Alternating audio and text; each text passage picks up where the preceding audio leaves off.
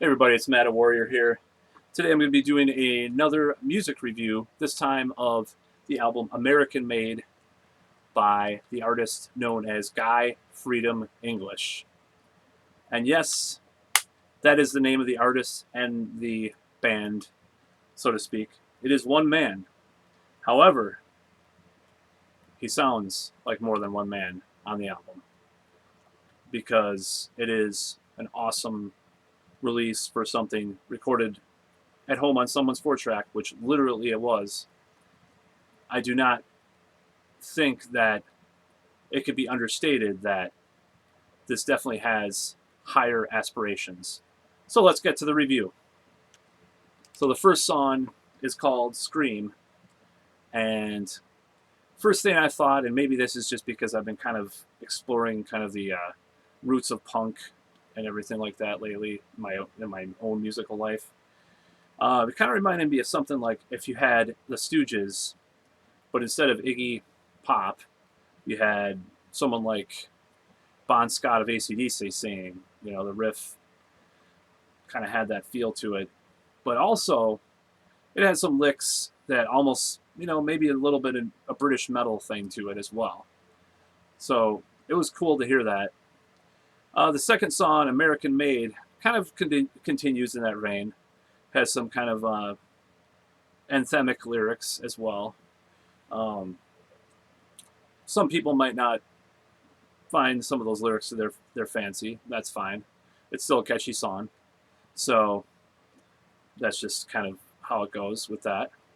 The third song, Standing in the Rain, kind of mellows out things a little bit in the beginning. It's not exactly a ballad, but it kind of reminds me of like, uh, there's a song off the first Paul Stanley solo album, It Ain't Right, I think it's called. And it kind of reminds me, it's not exactly a ballad, but it's still kind of heavy, but it's a slower, more down tempo song. So, and it almost has like a just a slight tinge of this, and hopefully this isn't seen as a bash, but it could maybe be on '90s harder alternative radio. I don't know. It's still better than a lot of that stuff, but there's a guitar solo which was not very common in that style of music. The fourth song is called Cyberspace, and it definitely gets back to that AC/DC influence that permeates the album, and with a little bit of Judas Priest thrown in, of course. And lyrically, it kind of reminds me of the Tubes' famous song "She's a Beauty," but instead of about peep shows or whatever that song's about, it's about the modern day of Pornhub and how you fall in love that way, fall in love, quote unquote. Take Me Back to the DPRK is where things kind of went a little down for me. I thought it was an okay song. It kind of reminds me of Back to the USSR by the Beatles. And there's some cool like dictators shit, dictators, not dictatorship, dictators, Ramones kind of chants in it, had this kind of feel. But it kind of dragged a bit. I would be the first to say that might be a little bit, at least to me, the first sign of filler. It's an okay song though. Dressed to Kill is kind of a cool AC/DC with a touch of Metallica, maybe even. Uh, and it's about, like a sleazy seductress kind of thing. Broken Wings is more melodic, kind of like that, almost like that third song in a way, um, Standing in the Rain. And it's because it's more mid-paced, but it's like has a very positive, affirmative message. And for some reason, I almost thought of like Wasp, just with like some of the melodies and stuff. I don't know, and maybe the chorus has even a little bit of an Ozzy vibe to some of the vocals. And the final song has kind of like if you took Thunderstruck and Flash of the Blade by Iron Maiden and merged them together. It's pretty classic metal, reminds me of Maiden, and it's a song about rock and roll and playing live and stuff. So it's a cool closer to the album. So what do I think overall? I think Guy Freedom English is a project with huge potential.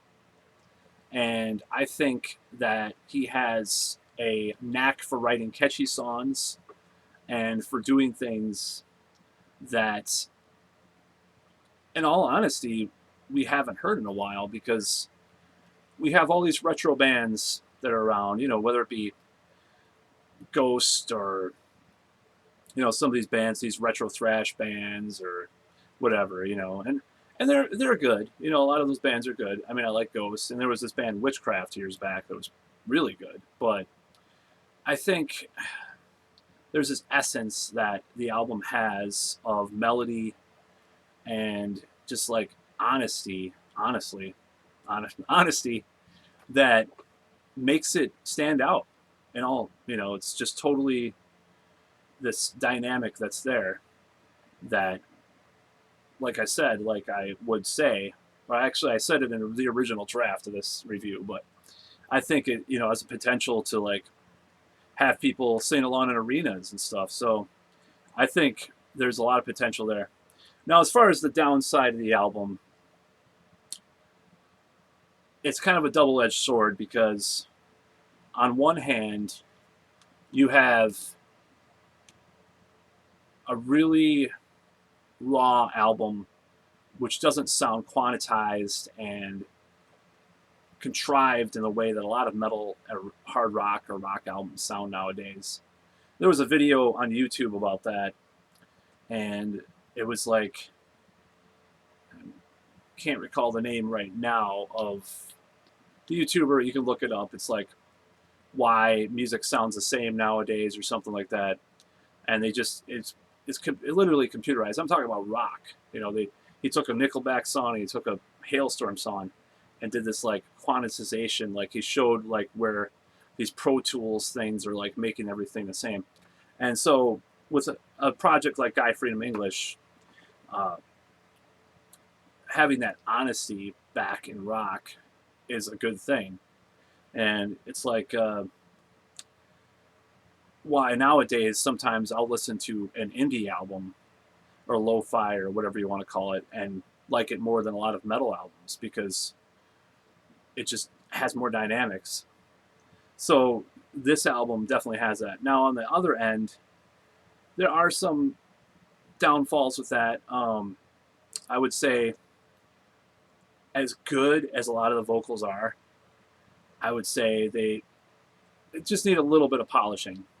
And I wouldn't say that like all the songs. I'd say just a few of the songs need a little bit of polish with some of the vocals.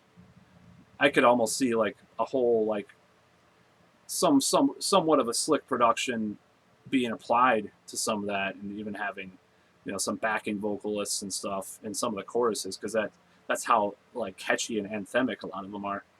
So I'm not talking about like Def Leppard Hysteria per se or anything like that, but get the picture. And the drums are raw. Sometimes they're a little bit, tiny bit on the side of being a little too raw for maybe not my ears. Don't get me wrong, because I've listened to all sorts of punk bands and stuff, but I mean like the potential audience. I think some of the songs, the drums, I think one of the things about the drums is they sound, sometimes they're a little repetitive. And that would be just a minor quibble on my end, but some people might not like that. Then again, some people might not like anything raw at all. They want the quantized,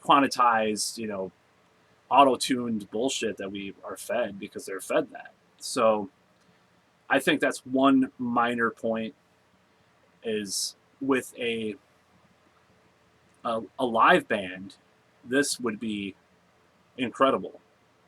This band, Guy Freedom English, as far as a live band, if he wants to call it that, or if that's just his name, or if there's another band name or whatever, I think it would be awesome because this is definitely a recording that is meant to be turned up and, quite frankly, played live. So it was quite a surprise to get a project that had this kind of earnestness about it and intensity about it to review this time. So I would give 2 thumbs up, you know, or 2 horns up, or whatever you want to call it. I like the album, and I wish Guy Freedom English well in the future, and I'll be watching for more releases, and I think people will pay attention because it is that good.